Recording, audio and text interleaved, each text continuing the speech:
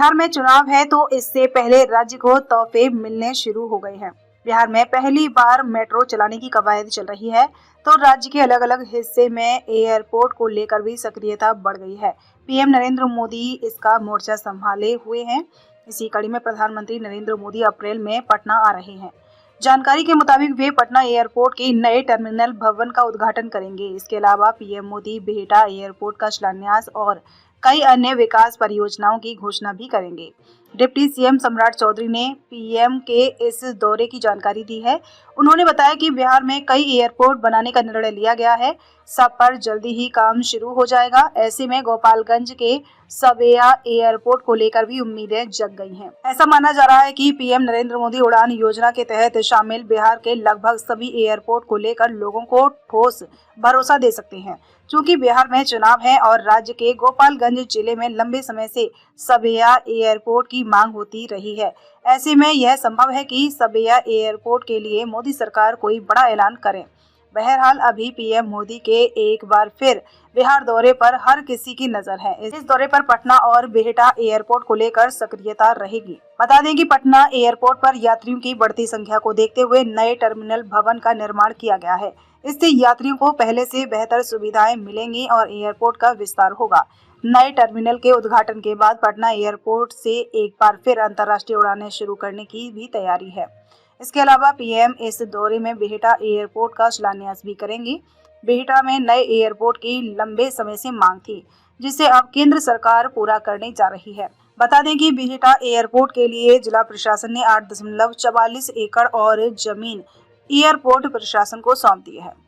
इस प्रकार बिहटा एयरपोर्ट को जिला प्रशासन अब तक 134 एकड़ भूमि दे चुका है, जिसमें 19 एकड़ भूमि स्टेट हैगर के लिए सुरक्षित रखी गई है। कलेक्ट्रेट में भी जिला भू अर्जन पदाधिकारी ने 8 एकड़ भूमि के स्थानांतरण का पत्र वायुयान संगठन निदेशालय के प्रदेश शाखा पदाधिकारी को सौंपा है। जिला प्रशासन ने शुरुआती दौर में कुल 126 एकड़ भूमि एयरपोर्ट प्रशासन को दी थी।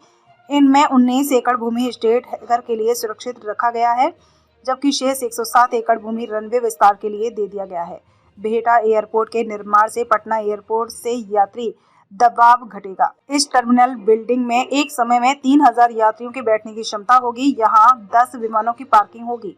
बिहटा एयरपोर्ट के निर्माण के लिए 460 करोड़ रुपए की लागत से टेंडर जारी किया गया है, जो अनुमानित लागत 665 करोड़ रुपए से 30% कम है। रूस की एक कंपनी को निर्माण कार्य का जिम्मा सौंपा गया है। यह project engineering, procurement and construction mode में पूरा किया जाएगा। में टर्मिनल बिल्डिंग के साथ आईटी सिस्टम का भी विकास किया जाएगा। बता दें कि बिहार बजट में भागलपुर के सुल्तानगंज, पूर्वी चंपारण के रक्सौल और नालंदा के राजगीर में ग्रीनफील्ड एयरपोर्ट का निर्माण का ऐलान हुआ है, तो भागलपुर, मुजफ्फरपुर, सहरसा, मधुबनी, वीरपुर समेत 7 शहरों के एयरपोर्ट को छोटे हवाई जहाजों के उड़ान के लिए तैयार किए जाने की भी घोषणा हुई है। हालांकि बिहार बजट में गोपालगंज के सवेया एयरपोर्ट को लेकर कोई ठोस ऐलान नहीं हुआ है।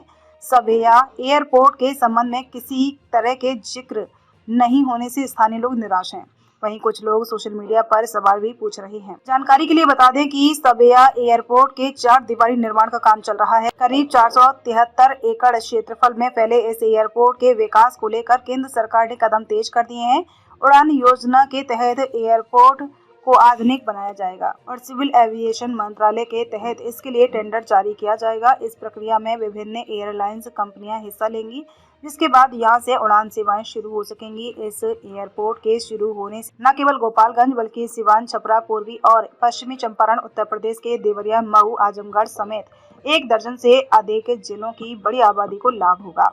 यह क्षेत्रीय कनेक्टिविटी को मजबूत करेगा और लोगों के हवाई सफर को सुगम बनाएगा। गोपालगंज सांसद आलोक कुमार सुमन सवेया एयरपोर्ट को लेकर काफी सक्रिय नजर आ रहे हैं। हाल ही में उन्होंने जिले से जुड़े एक अहम मुद्दे को संसद में उठाया है। आइए इस वीडियो को सुन लेते हैं। ध्यान अपने नारायणी रिवर फ्रंट की ओर आकृष्ट करना चाहता हूं, जो मेरे संसदीय क्षेत्र गोपालगंज में है। विगत वर्षों में मंत्रालय ने 6.62 करोड़ रुपए इसके लिए आवंटन करने के बाद काम भी शुरू किया गया था तथा 2 घाटों को बनाया भी गया था। गंडक नदी या नारायणी नदी को नेशनल वाटरवेज 37 घोषित किया गया था, जो भैंसा लोटन बराज से गंगा नदी, हाजीपुर में नेशनल वाटरवेज 3 में मिलाने की है। सरकार के स्टडी रिपोर्ट में भी यह जल मार्ग विकास के लिए उपयुक्त पाया गया है तथा शिपिंग और नेविगेशन इसके माध्यम से किया जा सकता है। महोदय, सदन के माध्यम से मैं माननीय मंत्री जी से आग्रह करता हूं कि नारायणी रिवर फ्रंट के जल मार्ग 37 को विकसित करके पोटेंशियल कार्गो का परिचालन शुरू किया जाए ताकि मेरे संसदीय क्षेत्र गोपालगंज भी जल मार्ग से व्यापार कर सके। महोदय, मैं